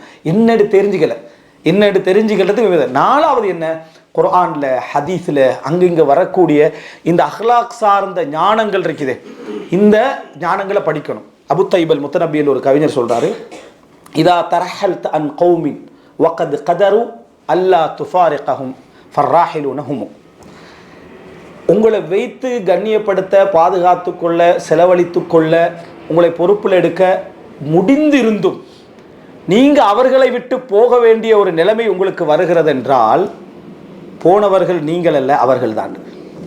போனவர்கள் நீங்கள் அல்ல அவர்கள் தான். எவ்வளோ ஒரு ஞானத்தை எங்களுக்கு கொண்டு வந்துடும். ஒரு சமுதாயத்தில் நீங்கள் இருக்கிறீங்க, அந்த சமுதாயத்துக்கு நீங்கள் தேவையானவர், ஒரு வைத்தியராகவோ ஆசிரியர் தேவையானவர், சமுதாயத்தில் பொறுப்பானவர். ஆனால் நீங்கள் அந்த ஊர்லேருந்து உங்களுக்கு போக வேண்டிய ஒரு தேவை வந்துடுது, அவங்களுக்கு உங்களை வச்சுக்கலாம். இருந்திருந்து நீங்கள் போறீங்கடா, போனது நீங்கள் அல்ல அவர்கள் தாண்டார். உங்களுக்கு என்ன செய்யும்டா, இவைகள் சிந்தனையில் என்ன செய்யும், நல்ல பிறப்புகளை கொண்டு வந்துடும், நல்ல விளக்கங்களை என்ன செய்யும், கொண்டு வந்து தரும். ரசூல் இதை நம்ம புரிந்து கொண்டோம்டா, இந்த நான் சொன்னக்கூடிய இந்த 4 பகுதிகள் என்ற பகுதிகளை நீங்க புரிஞ்சிட்டீங்கன்னு சொன்னா, சுப்ஹானல்லாஹ், அஹ்லாக் என்பது அல்லாஹு தஆலா பிரித்து எங்களுக்கு தந்த விஷயம். அவைகளில் எங்களுக்கு நிச்சயமாக நல்லதை வளர்க்கணும், கெட்டதில் போராடணும் என்கின்ற ஒரு அம்சம் எங்களுக்கு இருந்து கொண்டுதான் இருக்கும். அதில் சந்தேகம் கிடையாது. அதே நேரம் இந்த மாதிரியான ஒரு கட்டத்தில் வந்து நம்ம பெரும்பாலான பகுதி இந்த அஹ்லாக்கில் வெற்றி பெறுற பகுதி எதில் இருக்கின்றா, எங்கட பக்கத்தில் தான் இருக்குது, நம்முடைய பக்கத்தில் தான் இருக்குது, நம்முடைய பக்கத்தில் தான் இருக்குது. அது என்ன, ஃபஅஃபு அன்ஹும் வஸ்தக்ஃபிர் லஹும் வஷாவிர்ஹும் ஃபில் அம்ர். நீங்க அஹ்லாக்கில் எங்க இருக்கிறீங்கிறதுக்கு அடையாளமே உங்களோட பொறுமை, அது இது எல்லாம் இல்லை. இதுதான் நீங்க அஹ்லாக்கில் எங்க இருக்கிறதுக்கு அடையாளம். ரசூல் கடைசியாக ஒரு செய்தியை சொல்லி முடிக்கிறேன். ரசூலுல்லாஹி ஸல்லல்லாஹு அலைஹி வஸல்லம் ரசூலுல்லாஹி ஸல்லல்லாஹு அலைஹி வஸல்லம் அவர்களுக்கு, அதாவது ஒருவருக்கு வந்து என்ன, ரசூல் ஸல்லல்லாஹு அலைஹி வஸல்லம் ஒரு ஆடை ஒன்று கனிமத்தில் வந்து கிடைச்ச ஒரு ஆடை ஒன்றை கொடுக்க வேண்டியிருந்துச்சு. அது வந்து அதாவது மிஸ்வர் இப்னு மஹ்ரமா ரலியல்லாஹு அன்ஹு கொடுக்க வேண்டியிருந்துச்சு. கொடுக்கறதுக்கு ரசூலுல்லாஹ்வுக்கு வாய்ப்பு இல்லை, இவரும் கேட்கறதுக்கு வாய்ப்பு இருக்கல. ஆனால் இமாம் இப்னு ஹஜர் அஸ்கலானி சொல்றார், வஃபி குல்கிஹி சித்தா, அவர் எதை அணுகினாலும் கொஞ்சம் கடுமையாக தான் அணுகுவார். போனா என்ன, கடுமையாக தான் என்ன செய்வார், அணுகுவார் அப்படின்னு இப்னு ஹஜர் அஸ்கலானி சொல்றார். மகனோட போறாரு, ரசூலுல்லாஹ் வீட்டு வாசல்லேருந்து ரசூலுல்லாஹ் கூப்பிடுங்கன்றார். கூப்பிடுறது அப்படின்னா அல்லாஹ்வுடைய தூதரை கூப்பிடுங்க அப்படின்றாங்க. அந்த அணுகுமுறை வந்து மிஸ்டர் மகனுக்கே என்ன செய்யல, பொறுக்கல. மகன் சொல்றாரு, உங்களுக்காக வேண்டினா அல்லாஹ்வுடைய தூதரை நான் அழைக்க மாட்டேன்றார். மகன் அழைக்கல, மகன் அழைக்காம இருந்துட்டார். இப்போ அவர் சொல்றாரு, அவரை கூப்பிடுங்க, இன்னஹு லைஸ பிஜப்பார், அவர் பெருமை பிடித்தவர் அல்ல, அவரை கூப்பிடுங்கன்றார். சுப்ஹானல்லாஹ், நீங்க நினைச்சு பாருங்க, இவரது குணத்துல ஒரு கடுமை இருக்குது, ஆனா எனது கடுமையை அனுசரிக்கின்றவர் இவர் என்று அவர் விளங்கி வச்சுக்கிறார். அஹ்லாக்குகளில் சிறப்பான அஹ்லாக் என்ன தெரியுமா, ஒருத்தருடைய அஹ்லாக்கை அப்படியே ஏற்றுக்கிறது. ஒருடைய அஹ்லாக்கை அப்படியே ஏற்றுக்கிட்டு, நீ இப்படி இருக்கக்கூடாது, இப்படி இருக்கக்கூடாது, இப்படி இருக்கக்கூடாது என்று சொல்வதை, அது மார்க்கத்துக்கு முரணாக இருந்தாலே தவிர, ஒரு இடத்துல மார்க்கத்துக்கு பிழையாக அந்த அஹ்லாக் வேலை செஞ்சாலே தவிர, அந்த அஹ்லாக் அப்படியே பொறுத்து கொள்வது பெரிய அஹ்லாக். அது அவர் சொல்றாரு, இவர்கிட்ட கடுமை இருக்கு, இவர் சொல்றாரு அவர் பெருமை பிடித்தவரில் அவரை கூப்பிடுங்கண்டு. ரசூலுல்லாஹ் எப்படி வந்தாங்கன்னா, அந்த ட்ரெஸ்ஸை எடுத்துக்கண்டு, மஹ்ரமா நான் ஆல்ரெடி ரெடி பண்ணிட்டேன் என்று சொல்லிக்கிட்டு தான் ரசூலுல்லாஹ் வந்தாங்க. வெளியே வரும்பொழுதே நான் ஏற்கனவே ரெடி பண்ணி வச்சுட்டேன் என்று சொல்லிக்கொண்டு ரசூலுல்லாஹி ஸல்லல்லாஹு அலைஹி வஸல்லம் வந்தார்கள்ன்றதை பார்க்குறோம். அப்போ சஹாபாக்கள் ரசூல் ஸல்லல்லாஹு அலைஹி வஸல்லம் மரணத்துக்கு பிறகு அழுதார்கள் என்றால் இதுதான் அணைக்கிறதுக்கான அந்த உறவு. தங்களுடைய எல்லா அஹ்லாக்குகளையும் ஒரு தாய் போல, என்ன ரசூலுல்லாஹ் எப்படி ஒரு தாய் 7-8 பிள்ளைகளுடைய குணங்களை ஒரே இடத்துல அணைச்சு கொள்றார், ஒரு தந்தையால கூட அதில் கஷ்டமாயிருக்கும். தாயிட அனுசரிப்பிருக்கு தானே, அது இதாகி நம்ம ஒரு 5-10 நிமிஷம் பிள்ளைய தூக்கிட்டு கையில் கொடுத்துருவோம் பழகிட்டா. ஆனால் அந்த தாயுடைய அரவணைப்பு போல ரசூலுல்லாஹ்வுடைய அரவணைப்பு என்ன செஞ்சது, அந்த அஹ்லாக் அப்படியே ரசூலுல்லாஹ் என்ன செஞ்சாங்க, உள்வாங்கி கொண்டார்கள். இதுதான் ரசூல் ஸல்லல்லாஹு அலைஹி வஸல்லம் அவங்களுக்கு இருந்துச்சு. இன்னொரு செய்தியை சொல்லி முடிக்கிறேன். நம்ம 2 கடுமையான ஒரு நபித்தோழராக யாரை சொல்லுவோம், ஒரு ஸ்ட்ராங்கான உமர் இப்னு ஹத்தாப் ரலியல்லாஹு சொல்கிறோம். உமர் இப்னு ஹத்தாப் ரலியல்லாஹு அன்ஹு அவர்கள் எப்படி நடந்து கொண்ட ஒரு சம்பவத்தை பாருங்க. உமர் ரலியல்லாஹு அன்ஹு அவர்கள் ஒரு உஹது அல்லது பத்ர் யுத்தம், அவருக்கு முன்னால் இஸ்லாத்துக்கு வந்து ஒருத்தர் இருந்தார், அவருடைய சகோதரர் ஸைத் இப்னுல் ஹத்தாப். உமர் ரலியல்லாஹுடைய சகோதரன் ஸைத் இப்னுல் ஹத்தாப் இஸ்லாத்துக்கு வந்தவராக இருந்தாங்க. அந்த இதில் வந்து ஒரு கேடயம் இருந்துச்சு, அந்த கவசம். இந்த கவசத்தை நானீர் என்று உமர் ரலியல்லாஹு சொல்கிறாங்க தம்பியில பாசத்தில். தம்பி வந்து அண்ணனுடைய இதில் வந்து இல்லை நான் அணிஞ்சிக்கிறேன் என்றார். அதாவது நீங்கள் அணிங்க என்றார். அதாவது நீங்கள் அணியாமல் நான் நீங்கள் உங்களை பாதுகாப்புக்கு அணிஞ்சிங்க, நான் அணியாமல் போகிறேன். இப்படி ரெண்டு பேருக்கும் கடைசியில் ஒரு போராட்டம் ஆகிட்டு ஹதீஸில் வருது அப்படின்னா ஃபத்தரகாஹா ஜமியான், ரெண்டு பேரும் அணியாமல் யுத்த களத்திற்குள் நுழைந்தார்கள்.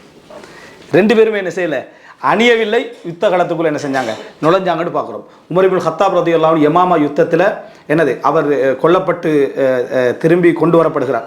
அந்த ஷஹீதாயிட்டார். அந்த ஸைத் இப்னு கத்தாப் ஷஹீதாயிட்டார்.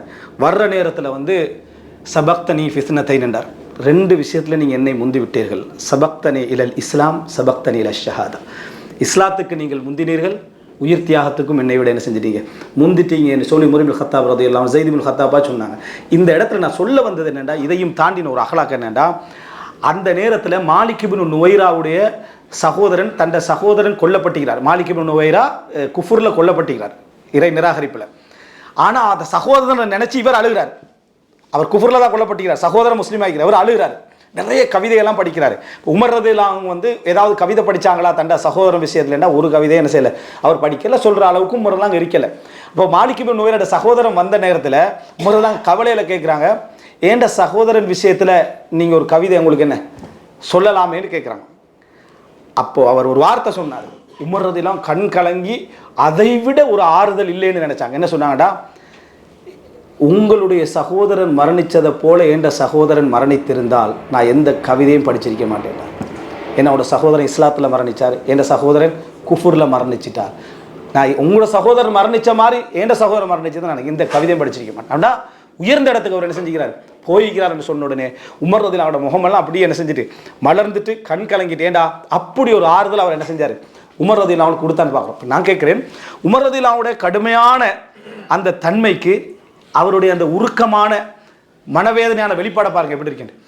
அதாவது இந்த அஹ்லாக் இருக்கு தானே, அதாவது ஒரு மனிதனுடைய அஹ்லாக்குக்கு மேலாக அதை அணைத்துக் கொள்ளக்கூடிய அஹ்லாக்குடைய அந்த பவர் தான் அஹ்லாக்கிலே சிறப்பான அஹ்லாக். அதைத்தான் இந்த வசனம் சொல்லுது, ஃபஅஃபு அன்ஹும் வஸ்தக்ஃபிர் லஹும் வஷாவிர்ஹும் ஃபில் அம்ர்.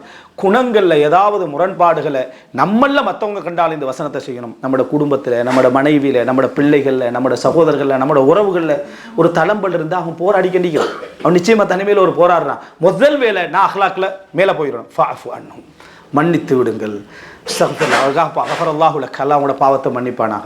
எது அடுத்த நாள் அதுக்கு அடுத்த நாள் ஏதோ வந்தாலும் ஒரு ஃபோன் பண்ணி ஒரு மஷூரா அவன்கிட்ட கேட்டுக்க, அவனோட அஹ்லாக்கை நீங்கள் மாற்றுறீங்க, இப்போ அவரோட அஹ்லாக்கை நீங்கள் மாற்றுறீங்க. எனவே அன்புள்ள சகோதரர்களே, இந்த அடிப்படையில் இந்த வசனத்தை சிறப்பாக புரிந்து அதை சிறப்பாக உள்வாங்கி அதை நடைமுறைப்படுத்தி நல்ல பண்பாட்டுள்ள சமுதாயமாக எமது சமுதாயத்தை நாமும் மாறி பிறரையும் மாற்றி அந்த வழியை நம்ம அழைத்து செல்வதற்கான சூழ்நிலை அல்லாஹ் ரப்புல் ஆலமீன் அனைவருக்கும் தந்தருள் பாலிப்பானாக. ஹாதா மா இந்தி வல் இல்மு இந்தல்லாஹு அகூலு கௌலி ஹாதா வ அஸ்தக்ஃபிருல்லாஹ் லி வ லக்கும். வஸ்ஸலாமு அலைக்கும் வரஹ்மத்துல்லாஹி வபரகாத்துஹு.